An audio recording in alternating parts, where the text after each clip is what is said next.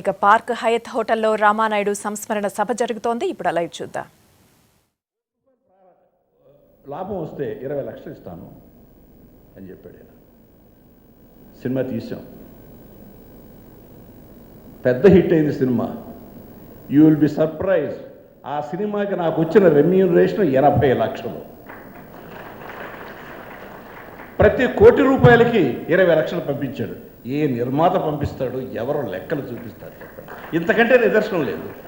This is a great example. ఒక మనిషి చేసిన కృషిని మనం ఎంతవరకు మనం దాన్ని షేర్ చేసుకోవచ్చు, అవతల వాళ్ళకి ఎంత షేర్ చేయొచ్చు అనేటువంటి ఒక గొప్ప నిదర్శనం రామానాయుడు గారు. అలాగే బ్రహ్మపుత్రుడు పిక్చర్ తీసినప్పుడు ఆ సినిమా రిలీజ్ అయింది. ఆయనకి చాలా యాంబిషియస్ ఫిలిం.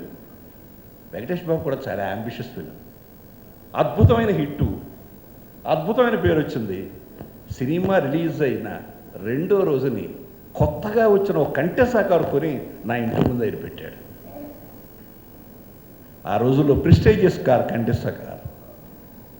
ఇది ఎందుకు చెప్తున్నానంటే, ఎందుకు ఆయన పెద్దవాడు అయ్యాడంటే ఎన్నో కారణాలు ఉంటాయి. జస్ట్ లైక్ దట్ ఎవరో గొప్పవాళ్ళు కాలేరు. జస్ట్ లైక్ దట్ ఎవరు చరిత్రను సృష్టించలేరు. తీసుకోవడమే కాదు, ఇవ్వగలిగిన శక్తి కూడా కావాలి. అది ఆయనలో ఉంది కాబట్టి అంతటి మహానుభావుడు కాగలిగాడు. సినిమా నిర్మాణానికి సెట్లో కూర్చుంటే అవతల ఆర్టిస్టు డైలాగ్ చెప్పలేకపోతే డైలాగు తన నోటితో చెప్పేస్తాడు. ఈయన చాలా ఒక అసోసియేట్ డైరెక్టర్లాగా పనిచేస్తాడు. ఒక డైరెక్టర్కి ఒక ట్రాలీ బాయ్లాగా పనిచేస్తాడు కెమెరామ్యాన్కి. ఓ రోజున ప్రేమ మందిరం సినిమా షూటింగ్ జరుగుతుంది అన్నపూర్ణ స్టూడియోలో. జనరల్గా నేను తీసే సినిమాలకి ఏ నిర్మాత కెమెరాలోంచి చూడడం కానీ ట్రాలీ ఎక్కి చూడడం కానీ చేయరు. ట్రాలీ వెళ్ళిపోతుంది. ట్రాలీ ఎక్కి రామానాయుడు గారు చూస్తున్నాడు షాట్ని. నేను అలా చూశా. ఆయన దిగి వచ్చిన తర్వాత సెట్ ప్రాపర్టీస్ అన్నీ కరెక్ట్గా ఉన్నాయి నారాయణరావు గారు అన్నాడు. అంటే నిజంగా సాష్టాంగ నమస్కారం పెట్టాలనిపించింది ఆ మహానుభావుడికి.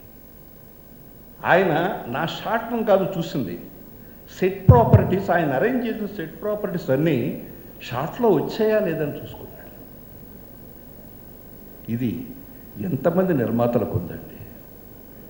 ఈ రోజున నిర్మాతలు క్యాష్ బ్యాక్ తీసుకొచ్చి సెట్టు బయట కూర్చుని వాడికి 1000 రూపాయలు ఇయ్యి, వీడికి 10,000 ఇయ్యి, వీడికి 1,00,000 ఇయ్యి అంటే ఇచ్చి ఓచర్లు తీసుకునే క్యాషియర్లు అయ్యారు తప్పితే నిర్మాత అనే పదానికి పరువు తీసేశారు వాళ్ళు.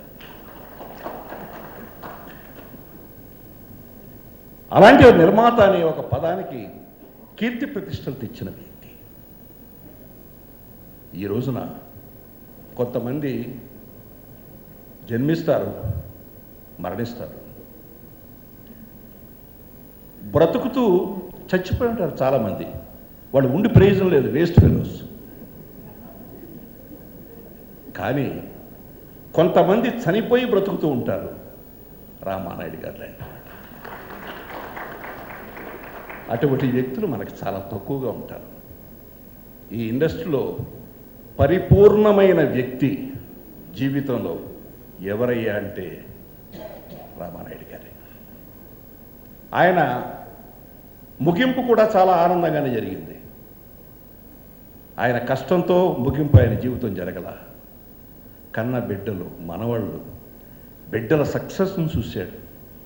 ఇవాళ రామానాయుడికి రీప్లేస్మెంట్ మరొక నిర్మాత సురేష్ బాబు కళతో చూసుకున్నాడు. ఒక మంచి నటుడు, ఉత్తమ నటుడుగా ఎన్నోసార్లు అవార్డులు తీసుకున్న ఒక మంచి వ్యక్తిత్వం కలిగిన, మంచి లక్షణాలు కలిగిన వెంకటేష్ బాబుని తన కళతో చూసుకున్నాడు. రాణా లాంటి ఒక మనవని చూసుకున్నాడు. నాగ చైతన్య లాంటి ఒక మనవని చూసుకున్నాడు. ఏం కావాలి ఆ మనిషికి? పరిపూర్ణమైన జీవితం రామానాయుడు గారి.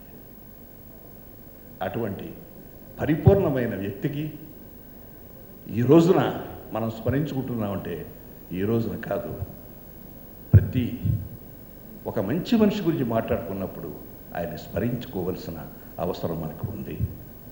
ముఖ్యంగా సుబ్రహ్మరెడ్డి గారు ఆయన కళాపీఠం తరపున ప్రతి సంవత్సరం ఒక అచీవ్మెంట్ అవార్డు ఇవ్వడానికి ఆయన చేసిన announcement, it gives a great spirit. Whole heartedly I congratulate you. Thank you very much.